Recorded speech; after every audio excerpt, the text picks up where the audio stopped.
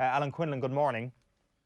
Morning, Owen. How are you? Very well, thanks. That news of Gary Keegan coming in to start working with the Ireland squad is something that perhaps might have surprised a few people, but you can see why a team like Ireland would bring in somebody like him, because there have been questions asked of their performance anxiety in particular after last year's World Cup. Yeah, look, they were always going to bring someone in after Enda McNulty finished up with the team, so it's not a major surprise that there's somebody there working on the sports psychology. That's something every team would have available to them and have working with them. So, yeah, the one thing I think about on with the Irish rugby team, and look, they've had a fair few ups and downs in the last 18, 20 months, I think, and a lot of pressure and expectation to deal with. So that is something certainly that they've had to endure, if you like. They're showing a lot of tenacity and resilience, and they're saying the right things, and they're trying to build their confidence and feel good factor within the group. But look, the performances haven't been where they probably can get to, if you like. And, there has been that transitional phase with Joe leaving and Andy Farrell coming in and a different type of game that they're trying to play. So there's been a lot of stuff going on. So it's not a surprise that they have, someone working with them like Gary.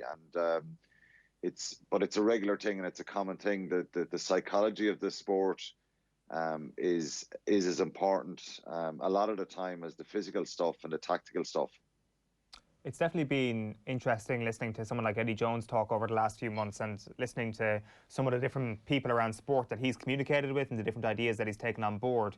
I guess seeing this news is encouraging at that front, that I guess Andy Farrell is open to broadening his horizons a little bit, and maybe if he does a little bit more of this over the next little while, there could be a little bit of an overachievement from Ireland's part, a sense that actually they can get back to the top table pretty quickly. Yeah, well, look, it comes down to player personnel as well, and that transition that I'm talking about. There's been a lot of players around for a long time. Can some of those guys still perform? Of course they can, but I think a problem is we've probably had to rely on some of those senior players to deliver performances. And I've been involved with teams in my career where it's just such a breath of fresh air when young players come in and they do brilliant things and they can create so much excitement about a team. And we saw a lot of that in 2018 with, Porter coming in, Larmour, Levy, James Ryan. These guys bring such a surge of energy. Gary Ringrose in the previous couple of years to that. So what we haven't seen is that same level of excitement with the players that Andy Farrell has capped in the last 12 months. I suppose there was optimism around Gibson Park and James Lowe coming in. Hugo Keenan has done very well, but that really exciting kind of player who is going to go on and win 70, 80 caps. We could do one or two of them coming into it. Ronan Keller could be around for a long time. Who knows? But there's a number of injuries and there's a number of players out. So the depth chart has been really challenged. And like I said, the ups and downs. And it's a challenging time for Andy Farrell himself. So, when you're an assistant coach, you can sit behind, if you like, a little bit, and you don't get the same flack that the head coach gets. And, he's dealing with a fair bit of criticism around the team in the last while. Like I said, there's been some good performances, but you have to be a realist as well. We're a level below where England are at the moment, probably New Zealand, and we're in that tier. Even though we're tier one side, we're probably in a second tier in that tier one nations. And but I think there's people are crying out for a bit of excitement and a bit of energy.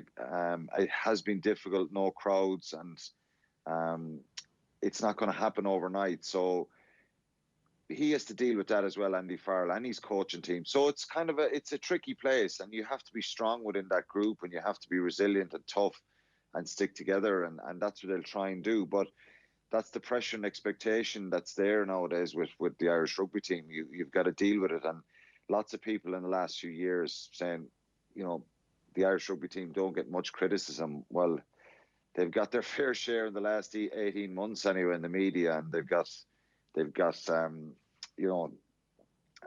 loads of criticism. So, it's a tricky place for them. But if they finish in a high against Scotland, you can say then, the question was asked this week about progress, and lots of people were talking, where's the progress? It's hard to see where there's consistent progress. We've probably regressed in a number of areas. The set piece is one that's your foundation, your fundamental part of your game, and that's been very, very creaky and poor in this campaign. So they need to sort out a number of problems, and you can't have consistency in selection if you're looking for change and you're looking to chop and change and see guys. So in many senses, you can take the positives out of it, and I say this as an ex-player, you kind of have to believe that the rocky patch, you'll learn from it and you'll get better, and if you keep working hard, that things turn around a little bit. But you need quality as well, and you need young players coming in to really grasp hold of the situation. So we're not in a bad place, but I think we can be better than where we're at the moment, for sure. Quinlan, there's a lot in that. We might come back to even the strategic side of it, and there's a lot of discussion about David Nucifora, particularly this week. But you mentioned about some of the exciting players maybe that we haven't seen coming through over the last little while. One of the names that's been talked about now for various reasons is Ben Healy. What are you hearing? No, he's progressed very well. Look, it's still early days for him, and I think you could see by his performances. And look, it's a far less pressurised environment playing Pro 14 when all the internationals are away. Munster are dominating, winning with bonus points. So he's building up a bit of mileage in the clock by playing. Is he staying or is he going? Oh, is he staying? Oh, sorry, I didn't understand what you meant there. I'd be very surprised if he even entertained the notion of going playing for Scotland. Given he's a Tipperary man as well, and he's one of our own. That look, I don't know. Obviously, the financial stuff would turn your head a little bit if he's on, 20 grand on an academy contract or whatever it is. I don't know the exact figure, and Glasgow can offer him 100 grand a year or something. You'd have to go, short-term gain for long-term gain, or what you want to get long-term out of it. And I'm sure his ambition is to, he's broken into the Munster team and stay. I don't know. I can't speak for the guy, but I'd be very surprised if that goes anywhere, to be honest.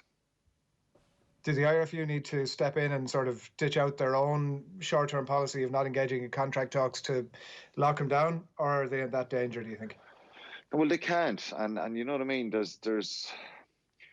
I've been in this situation a good few times where, particularly coming to the end of your career, you are worried about a contract, particularly the older players.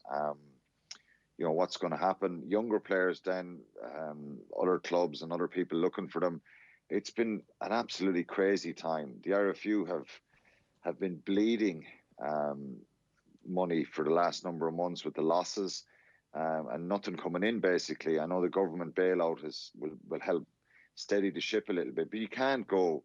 It's fully understandable. The players have got to understand they have to, wait till after Christmas to try and sort contracts out. You can't just start guaranteeing contracts and money until there's some sort of certainty, or a little bit more certainty for the IRFU. So everybody's got to take that in the chin and deal with that reality. It's up to Munster to try and make their case and within their budget, if they want to bring Ben Healy up to a full-time contract. And, you've got to, there's only so many players and so much budget you have in the squad. So they've got to make that decision. But you can't just say, well, all these players should be tied down, and young players, old players in December. It's just not possible. People are going to have to wait, and that's just the reality of it. What did you make of the conversations about David Nucifora then this week? There's been Gordon Darcy had written about it, and he was on with Jaron Owen yesterday in a bit more detail about it. Like, as he says it, there's a confusion about what it is that the performance director, what is the remit of his role is, and specifically what it is he's doing within that. What is success for him within that? Where is the Rugby World Cup report? A lot of questions about David Nucifora and his role this week. What have you made of it? Well, I think that the kind of headline one was his accountability. His accountability is to the IRFU, I think, and there's a professional games committee there that he has to report into. So I found that strange. You can throw flippant remarks and comments out there that he's not answerable to be anybody, but he's answerable to the CEO and that committee. Owen Redden is as an ex-player, he's the only ex-player on that committee. So I think there is accountability. Look, 2 years ago, he was doing an incredible job. We were the envy of the world. We had this performance director running our game here, the club game, the professional game, the sevens, the women's rugby, and everything was right. So, you know, I think there's obviously a fair bit of angst against him because of, and particularly coming from Leinster, because you know, the players that have moved, Carberry was the high profile one, Roman Salano was the most recent one, and lots of people slinging mud at David Nucifora from Leinster, and you know, But do you not think, Quinlan, he should come out if the questions are there? If the questions are there about his remit, and fair enough about the accountability point, but like if the questions are there and people aren't sure about what it is success is for him, like there doesn't seem to be publicly anyway, maybe as you say they exist within the IRFU but nobody knows about them, the parameters for his remit or clear identifiers around what success looks for him. Why doesn't he come out and just walk people through that? Like, I think Gordon Darcy is correct to say that he's flippant in his dealings with the media. Yeah, look, I do agree with that. It's kind of behind the scenes, isn't it? I do agree with that. I agree that you know, he probably should come out and speak more and give those plans and structures and what they want. But you can read all that stuff in the reports, what the IRFU want to achieve regarding Six Nations, World Cup qualifications. It's kind of like the goal setting from the union themselves, where they want to be in the club game. All that stuff is on the IRFU. So I can understand, though, yes, David Nucifora comes out every once in a while and everyone is clambering to try and ask questions and figure things out. But that probably should be a more regular thing. And regarding the accountability to the Irish public, that's probably an IRFU thing. It's an IRFU decision. And like I say, you know, people probably want, given the current circumstances, obviously with Joe involved and Joe Schmidt involved, they were, you know, quite close, and you know, Joe would have been a spokesman for any involvement around the team, and because of that negative run and because of the, you know, probably a period of time now where the team are not going well, you know, people want to hear more from that. Was the IRFU report from the World Cup not published, Adrian? No, it hasn't been. The details of it haven't been put out there. Yeah, okay. Well, that's something that, you know, Gordon was looking for, and make that out into the public, I suppose. Yeah. Yeah, look, there's an argument to say that stuff should be out there, but I think they did release a fair amount of stuff out of it around the confidence and yeah, exactly. There was some little bits, like some little bits. So I just don't know what people. What do they want David Nucifora to do? To come out into the press once a week? Is it an no, I don't think so. But I think he makes the point, doesn't he, that he was on after Georgia and there was the expectation that it was going to be this great sort of, we were going to thump Georgia and everything was going to look good. And then he came out and he was like, I watched a lot of his dealings with in that press conference, and he's not. I don't take a huge amount of confidence from what he's saying in terms of the plan. Like Gordon Darcy himself had said that, like, are we just overly reliant on the Leinster school systems to produce players? And then the performance director is saying, well, look, everything's fine, and actually it's a paper thin explainer of it. Yeah, I understand where you're coming from. I'm just a bit confused by this. That it's kind of like as if we have no plan. The IRFU system here is, and I've always been an advocate of the provincial system and the development of players coming through and that pathway to get into you know, the professional game. The club game is something that I came through myself, and that needs, you know, more resources. I think the IRFU are in the middle of a plan with Collie McEntee of giving resources and finances to the clubs right across the country. My own club, Clanwilliam, would benefit from that. Every club in the country is getting financial support from the IRFU. The structures around bringing players through, well, the club game is not as strong. You just look at somewhere like Limerick, when I played with Shannon, the competition, the rivalries, all that stuff has gone. But, you know, the professional game has done that to it, and we probably don't see enough players coming through the club system. The school system is probably, you know, more of a natural progression, and it's hard to make that progression through the club system. And but it's an area that needs to improve. But I think I'm just not sure where it's all coming from. It's kind of like suggesting that we have no plan and everything is wrong within Irish rugby. I just find that kind of baffling. That's kind of the story during the week. I'm not sticking up for David Nucifora or the IRFU, but I don't know where the major issue is here.